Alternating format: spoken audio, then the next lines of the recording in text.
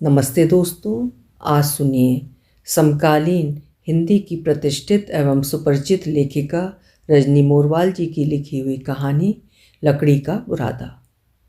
तो प्रस्तुत है कहानी लकड़ी का बुरादा। घर के पिछवाड़े चूल्हे पर चढ़ी देगची में पानी के बड़े बड़े बुलबुले बन बन कर छूट रहे थे। जया को समझ नहीं आता कि दरअसल पानी खौलता है तो बुलबुले उबलते हैं अथवा बुलबुलों के उबलने पर पानी खौलता है। खैर जो भी हो, फिलहाल तो उसे कपकपी चढ़ी थी, दांत किटकिटाने लगे थे उसके। इतनी कड़ाके की ठंड में शॉल स्वेटर सब नाकाम। लेकिन पहले तो उसे ऐसी ठंड नहीं लगती थी। पहले यानी कि उसकी कुल उम्र 30 बरस में। हाँ, लेकिन वो माँ भी तो अब बनी है। शरीर कैसा कच्चा कच्चा सा हुआ आया है उसका। घर में खासी चहल पहल है, हर बात में खिलखिलाने का जैसे दौर पड़ा है घर वालों को। बिन बात ही सब हंसे जा रहे हैं। बीच बीच में लोग उसके पास आते हैं, हिदायतों व अनुभवों के छोटे बड़े पुलिंदे उसे पकड़ा जाते हैं और उसके नवजात पर आशीर्वाद की झड़ी लगाकर सीधे रसोई का रुख कर लेते हैं। रसोई से आती पकवान की खुशबू हवा के साथ जया के नथनों में प्रवेश कर गई थी। उसने बैठे बैठे ही थोड़ी खुलकर भीतर सांस खींची। तभी एक आवाज़ आई, क्या हुआ बहू, अभी तक यूं ही बैठी हो? राहुल की बुआ कुर्सी सरका कर उसके करीब बैठ गई थी। जी बस बुआ, आपका ही इंतज़ार कर रही थी। मुझे बताया गया है कि शगुन के मुताबिक आप ही 11 दिन मुझे नहलाओगी। उधर देगची में खौलते पानी में कई बुलबुले एक साथ टकराते फिर फूटकर सतह पर फैल जाते। रोज यही सिलसिला देखना उसे सुहाने लगा था। बुआ ने कुछ लकड़ियां चूल्हे में सरकाते हुए कहा था, पानी ज़्यादा गर्म होगा तो देह में सिकताव अच्छा हो जाएगा। कुछ देर रुक जा बिट्टो, तनिक मैं चूरन भी खा लूँ। तंबाकू को हथेली पर घिसते हुए बुआ ने अपनी दाहिनी आंख दबा दी थी। बुआ, मैं बच्ची नहीं हूँ कि तंबाकू को चूरन मान लूँ। आप तंबाकू खाना छोड़ क्यों नहीं देती हो? कुछ आदतें कभी छूटती नहीं बिट्टू, तो कुछ आदतों को हम ही नहीं छोड़ना चाहते। बुआ ने एक ठंडी सांस छोड़ी थी। अचानक भीतर से मुन्ने के टोने की आवाज़ सुनकर जया चौंकी थी। इतनी जल्दी उठ गया? तू बैठ, उसे मैं ले आती हूँ। तनिक दूध पिला देगी तो आराम से सो जाएगा, तब तक पानी भी और खौल जाएगा। उफ, फिर स्तन चुसवाने पड़ेंगे। जया ने अपने सीने को गौर से देखा था। अच्छी खासी साइज है, फिर भी दूध उसकी छातियों में उतरता ही नहीं।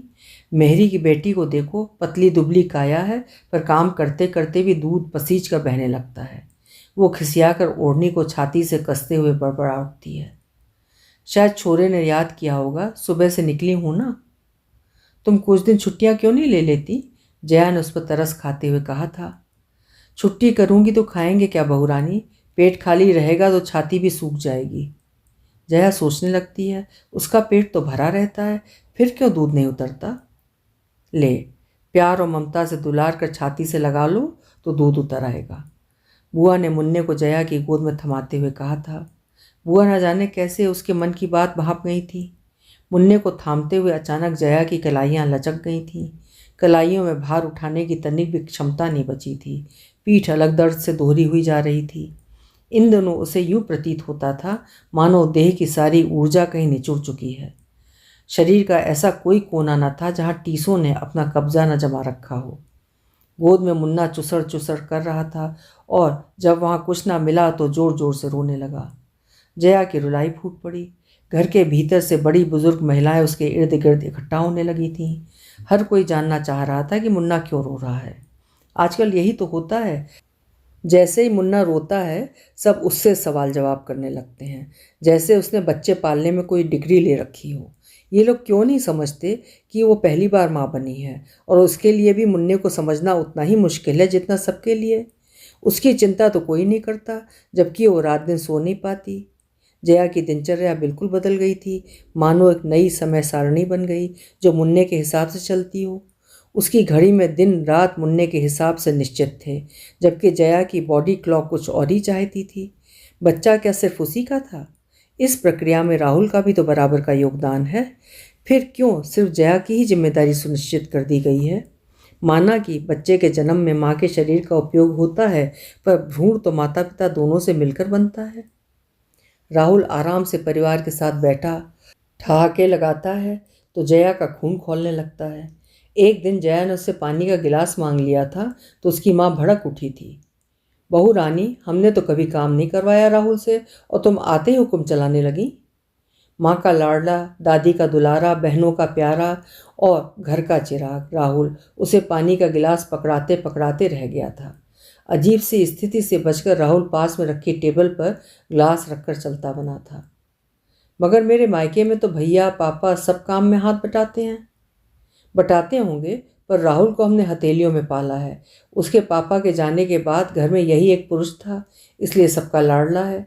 राहुल की दादी थी, मैं थी और इसकी दोनों बहनों के रहते से क्या जरूरत पड़ी थी घर का काम करने की। काम तो हम अपने लिए करते हैं मम्मी जी। रहने दो बहू, तुम्हारे मायके के कायदे नहीं चलेंगे हमारे घर में। वो मायका था जहाँ से वो आई है और ये ससुराल है जो इनका घर है, तो भला मेरा घर कौन सा है। जया के कच्चे कच्चे से शरीर में दर्द की एक लहर दौड़ पड़ी थी। जचकी में आए टाँके टीसने लगे थे। दर्द बाहरी था या अंदरूनी, पर था जरूर। वो मुन्ने को सुलाकर बरामदे में चली आई थी। लो महारानी, यूँ खुले में चली आई, ठंड लग गई तो मुन्ने को भी ठंड लग जाएगी।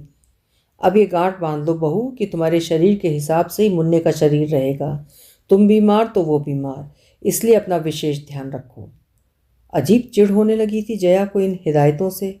वो चिल्लाकर कहना चाहती थी कि वो अपने बच्चे को सख्त बनाना चाहती है, उसके बाप की तरह नहीं, लेकिन वो चुप ही रही। आखिर ये घर उसका ससुराल जो था। मायके में थी तो माँ बाबूजी कहते थे कि बेटा जो करना है ससुराल जाकर करना, वही तुम्हारा घर होगा।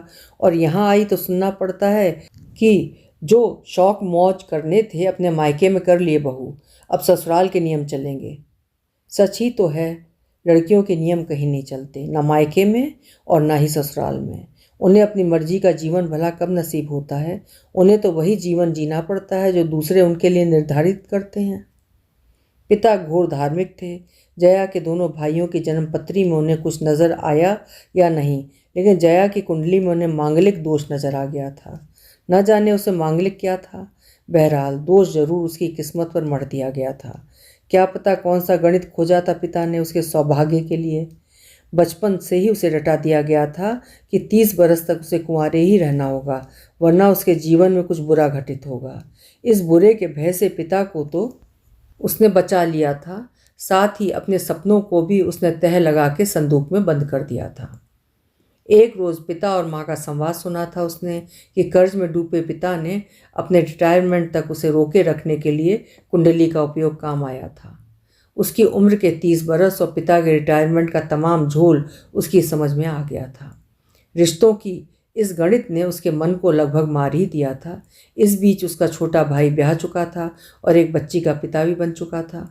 उसी बच्ची में जया ने अपनी खुशियां तलाशनी शुरू कर दी थी और उसी बच्ची के स्कूल में नौकरी कर ली थी। अपनी उम्र में लगे 30 के आंकड़े को पार करने का इससे बेहतर उपाय और हो भी क्या सकता था। पूरे 36 बरस बाद पिता ने एक रोज उससे कहा था कि जा जया, अब जी ले अपनी ज़िंदगी, और उसका हाथ थमा दिया राहुल के हाथ में, जो कि अपने 40 बरसों के जीवन में 2 स्त्रियों का हाथ भी इसी तरह थाम चुका था। जया ने सुना था कि राहुल की उससे पहले भी 2 शादियां हो चुकी थीं। एक ने उसको छोड़ दिया था तो दूजी उसे छोड़ गई थी। जया ने इसे समझौता मान लिया था। उसकी भी उम्र कौन सी विवाह लायक बची थी। एक रस्म थी जिसे निभानी थी उसे अपने कौमारे की सांत्वना स्वरूप। उसने सुना था जो बीती ताही बिसार दे। सो जीवन को नए सिरे से जीने का संकल्प किया था जया ने। विवाह की पहली रात उसे बता दिया गया था कि बस अगले बरस उसे इस परिवार का वारिस देना होगा। हंसी थी जया स्वयं पर। ले जी ले अपनी ज़िंदगी अपने हिसाब से जया, यहाँ तो पहले से ही शतरंज की एक बिसात बिछी है जिसमें इस बार वो दांव पर है। पहली रात बीतने पर राहुल उसे एक पति ही लगा था, एक आम पति जिसने अपने पिता को बचपन में खो दिया था और अब तक का जीवन उसने अपनी दादी, माँ और 2 बहनों के साये में बिताया था। उसे कंठस्थ था कि वो परिवार का एकमात्र पुरुष है जिसे इस संसार में सुरक्षित रहना है ताकि वो परिवार का वंश चला सके। हाँ, पुरुष तो वो था, किंतु क्या पौरुष भी था उसमें? ये बात जया पूछ भी नहीं पाई थी अब तक, लेकिन वो इन स्त्रियों के जीने का आधार जरूर था। ना नौकरी, ना अन्य कोई जिम्मेदारी, बस खाना पीना और सिर झुकाकर मुस्कुराना। ये आदमी खुलकर मुस्कुरा भी नहीं सकता क्या? क्या पुरुष को सिर्फ एक चीज ही पुरुष बनाती है? वो चीज भी किस काम की जब बच्चे पैदा करने के लिए भी आईवीएफ का सहारा लेना पड़े? क्या हुआ बहू, क्या सोच रही हो? बुआ ने उसके हाव भाव देखकर पूछा था। आपने चूरन निपटा लिया हो तो मुझे नहला दीजिए। जया को ऊब होने लगी थी यूं बैठे बैठे। लाओ, मुन्ने को तुम्हारी सास संभाल लेंगी, तब तक तुम सिर में तेल लगा लो। सरसों के तेल में मैंने जायफल मिला दिया है, जापे में सिर कच्चा कच्चा हो जाता है। बुआ अपनी ही धुन में थी। हाँ, वे मुन्ने को संभालना खूब जानती हैं, जया बड़बड़ाई थी। हैं? बुआ को समझ नहीं पाई थी शायद। जल्दी आना बुआ, वरना मुन्ना फिर उठ जाएगा। जया से मोढ़े पर बैठा भी नहीं जा रहा था। दोनों कूल्हे इंजेक्शन लगवा लगवा कर छलनी थे। जब थक गई थी तो उसने सबसे छुपकर अपने छोटे भाई को रिपोर्ट भेजी थी। भाई ने डॉक्टर से सलाह करके बताया था कि दरअसल कमी जया में थी ही नहीं। उसे ना तो किसी दवा की ज़रूरत थी, ना इंजेक्शनों की। उसने अगले दिन सास को मना कर दिया था कि वो और इंजेक्शन नहीं लगवाएगी, क्योंकि वो माँ बनने में पूर्णतया सक्षम है। राहुल भड़क गया था सुनकर कि जया अब उसका चेकअप करवाना चाहती है। मुझमें कोई कमी नहीं है। तुम 36 की हुई हो, औरतों में शारीरिक बदलाव आते हैं, आदमियों का क्या है? राहुल गुर्राया था। तुम भी तो 40 के हुए, क्या पता कमी तुम में ही निकले, और ना भी निकले तो फिलहाल मेरी रिपोर्ट तुम्हारे सामने है। अब तुम्हारी बारी है, या दीवारिस चाहिए इस घर को तो। सकते में आ गई थी राहुल की माँ। तौबा, इतनी जुबान दराजी, तुमसे बेहतर तो वे दोनों थीं। हाँ, यकीनन वे बेहतर होंगी, इसीलिए छोड़कर चली गईं, पर मैं ऐसा कुछ नहीं करूँगी। जया के जवाब पे पूरे घर में कोहराम मच गया था। फिर उसके बाद उस पर बंदिशें लगाई जाने लगी थीं। उसके फ़ोन सुने जाने लगे थे, मोबाइल पर संदेश व व्हाट्सएप बंद करवा दिए गए थे, और मायके जाने पर प्रतिबंध लगा दिया गया था। जया ने अपने को ककून में तब्दील कर लिया था। परिस्थितियों के हिसाब से जीना उसकी आदत बन चुकी थी। अब वो सुबह जल्दी उठ जाती और अपने आप को घर के काम में लगा देती थी। राहुल का रवैया एक चुप्पी में तब्दील हो गया था, किंतु घर में जया पर टोका टोकी का बढ़ता सिलसिला असहनीय होता जा रहा था। ये सुबह सुबह होंठ किसके लिए लाल कर लेती हो? उसकी बड़ी ननद ने कहा था। वे अपने तलाक के बाद अपने बच्चों के साथ मायके में ही रहती थी। शुरुआती कुछ दिनों तक तो उनका व्यवहार जया के प्रति सामान्य था, किंतु धीरे धीरे उनकी दखलंदाजी बढ़ती गई थी। मैं नवविवाहिता हूँ, श्रृंगार और किसके लिए करूँगी दीदी? हमारे घर में ये सब नहीं चलता, जया को जवाब उसकी सास ने दिया था। मैं शादीशुदा हूँ मम्मी जी, सजना संवरना मेरा हक है। जया के जवाब पर घर में रोना धोना मच गया था। सास को लग रहा था कि जया ने उनके वैधव्य पर तंज कस दिया है, तो उसकी बड़ी ननद को लग रहा था कि ये ताना उसकी ओर उछाला गया था, जबकि जया ने वही कहा था जो सच था। अगले ही दिन राहुल उसे मायके छोड़ गया था। जया को ना किसी बात का दुख था ना सुख। उसे ना किसी बात पर हंसी आती थी, ना ही किसी पर क्रोध। अपने तर्कों में उन्हें दोषी ठहराने के बजाय उसे तो राहुल की दादी, माँ व बहनों से सहानुभूति होने लगती। अपने बेटे, पति और पिता से बिछड़ी ये स्त्रियाँ उसे निहायत डरी सहमी लगती। ऐसी स्त्रियाँ जिन्हें अपने वजूद के लिए हर कदम पर एक अदद पुरुष की आवश्यकता थी। बस उसे यदि शिकायत थी तो राहुल से। काश वो भी समझ पाता ये सारी साइकोलॉजी। वो समझ पाता कि वो सिर्फ किसी के नाम का वारिस भर नहीं, बल्कि एक इंसान भी है। समाज के नियमानुसार उसे अपने व्यक्तित्व को भी सुदृढ़ बनाना होगा। एकाकीपन में ये सारे सवालों के जवाब जया स्वयं ढूंढती, क्योंकि राहुल ने बातचीत के सभी रास्ते बंद कर रखे थे। वैसे भी जया का मानना था कि जहाँ आपसी समझ ना हो, वहाँ संवाद संभव हो भी नहीं सकता। बंद घरों में हवाएं दस्तक तो दे सकती हैं, किंतु भीतर प्रवेश नहीं कर सकती। महीनों तक किसी ने उसकी सुध नहीं ली थी। मायके में सब चिंतित थे। जया ने भी नियति को कबूल कर लिया था। पुरानी नौकरी पर लौटने का मन बना लिया था। इसमें भी परेशानियां कम नहीं थीं, क्योंकि अब निजी स्कूलों में नए शिक्षकों को प्राथमिकता दी जाने लगी थी। अनुभवी शिक्षकों के मुकाबले कम वेतन के एवज में ऊर्जावान और युवा शिक्षक अधिक फायदे का सौदा जो थे। उधर छोटे भाई की पत्नी भी दबे स्वर में जया के लौट आने का विरोध कर रही थी, किंतु जया के पास जाने के लिए और कोई ठिकाना नहीं था। वक्त इंसान को चुप रहना सिखा देता है। जिस घर में जया सारा दिन चहकती थी, उसी आंगन में वो अब गूंगी गुड़िया बनकर रह गई थी। जया ने अक्सर सुना था कि वक्त सूखी रेत की मानिंद होता है, जिसे लाख मुट्ठी में कैद करना चाहो किंतु दुनिया की कोई भी करामात उसे हथेलियों से फिसलने से रोक नहीं सकती। जया ने इस सीख को जहन में उतार लिया और फिसलते वक्त को थामने में नाहक ऊर्जा व्यर्थ किए बिना मौन धारण कर लिया था। वो बस जीने लगी, चुपचाप, बिना किसी उम्मीद व आकांक्षाओं के। उसने चुप्पी की चादर को अपने इर्द गिर्द कसकर लपेट लिया था, लेकिन चुप तो जया थी, उस घर में रहने वाले लोग नहीं। वे तो अपने भीतर भयंकर शोर महसूस कर रहे थे। इसी शोर की ध्वनि एक रोज उसके ससुराल में सुनाई दी थी, जब जया के भाई भाभी ने राहुल के घर वालों को धमकी दी थी। धमकी का असर था या कोई और कैलकुलेशन कि राहुल आकर उसे लिवा ले गया। इस बार जया के साथ राहुल ने भी अपना चेकअप करवाया था। कमी राहुल में ही थी। डॉक्टर ने स्पष्ट कर दिया था कि राहुल पिता बनने के लायक नहीं, उसके वीर्य में शुक्राणु बनते ही नहीं थे, किंतु जया IVF प्रक्रिया में मां बनने में कामयाब हो सकती थी।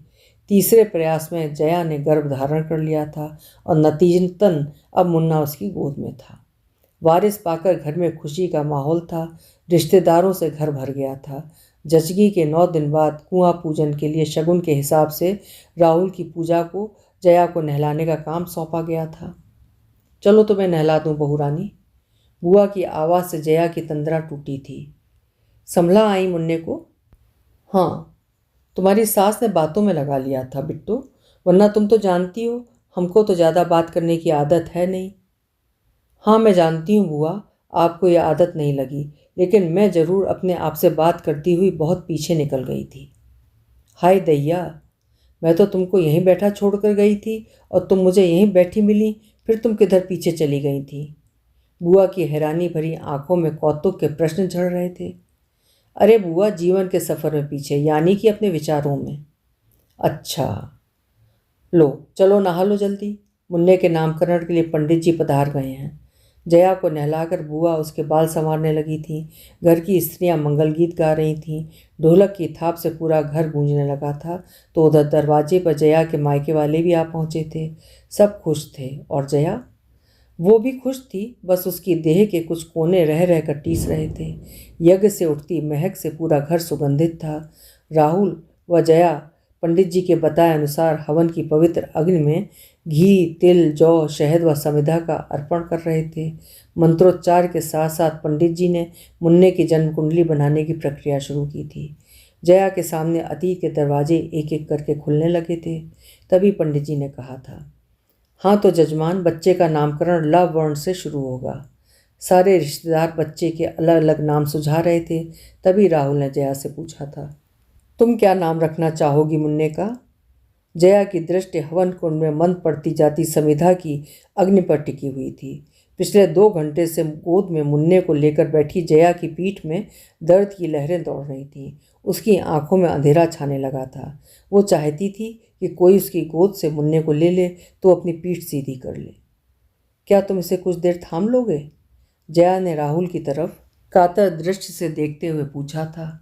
राहुल ने मुन्ने की तरफ हाथ बढ़ाया ही था कि तभी राहुल की मां ने उसे टोक दिया था। अरे तू इसे क्यों उठा रहा है? इसको माँ की गोद में ही रहने दे, जरा देर की ही तो बात है। फिर उन्होंने पंडित जी की तरफ मुखातिब होते हुए कहा था, पंडित जी आप ही नाम सुझा दीजिए। लकड़ी का बुरादा। जया अचानक उठ खड़ी हुई थी। सब चौंक कर जया की ओर देखने लगे थे। क्या क्या कहा तुमने? लकड़ी का बुरादा। जया ने सामने हवन कुंड की ओर इशारा किया था। राहुल के साथ सभी चौंक कर जया को देख रहे थे। वहाँ समिधा की आंच अब कुछ मंद पड़ने लगी थी। हवन कुंड में कुछ गीली लकड़ियों से लकड़ी का बुरादा झड़ रहा था। पंडित जी ने उस रोज नामकरण का जिम्मा जया पर छोड़ दिया था। जया ने दर्द से कराहते हुए अपनी पीठ सीधी की थी। फिर जोर से कहा था, मैं अपने बेटे को लकड़ी का बुरादा नहीं बनाना चाहती और ना ही मुझे इसकी कोई जन्म कुंडली बनवानी है। राहुल असमंजस में खड़ा कभी जाती हुई जया को तो कभी लकड़ियों से झड़ते हुए बुरादे को देख रहा था। अभी आप सुन रहे थे रजनी मोरवाल जी की लिखी हुई कहानी लकड़ी का बुरादा। कहानी आपको कैसी लगी कमेंट सेक्शन में अपने विचार ज़रूर लिखिएगा। कल मिलेंगे। आपका समय मंगलमय हो।